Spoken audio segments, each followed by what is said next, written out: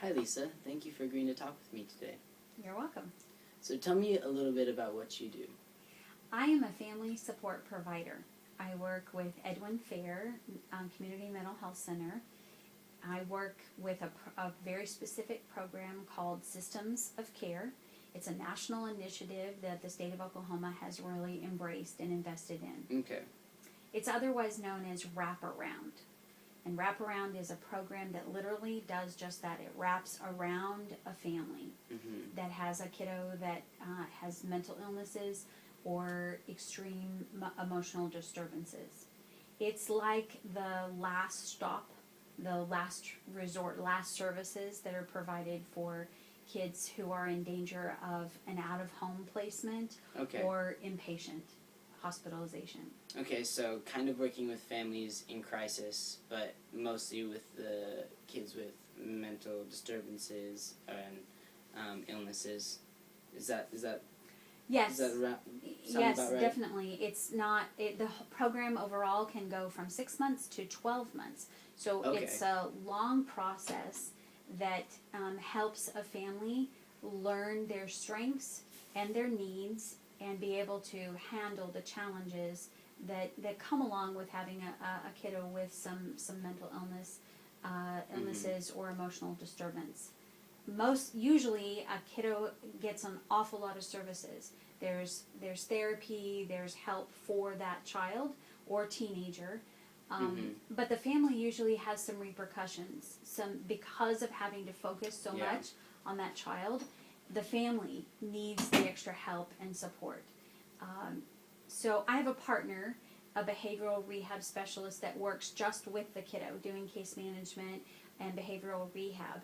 But my job is the family as a whole, supporting them, addressing whatever needs they might have. Okay, so you specifically are filling that role as being a support for the family as they're dealing with struggles with the kids or crises in many forms, and just basically filling needs where the family has. Right. We help them think through what are their strengths as a family, and okay. usually the things that probably need to be addressed: parenting, budgeting, chores in the home, behavior, and how to sort that through, connecting with resources in town or whatever it may be. So the family literally writes my job description because their needs are different than another family. So we help them understand what their strengths are. Usually a family is pretty well equipped, way more equipped than they think, to be able to address the needs or challenges they might have. Yeah, so it sounds like your job description kind of changes from family to family, depending on what their need is. Right.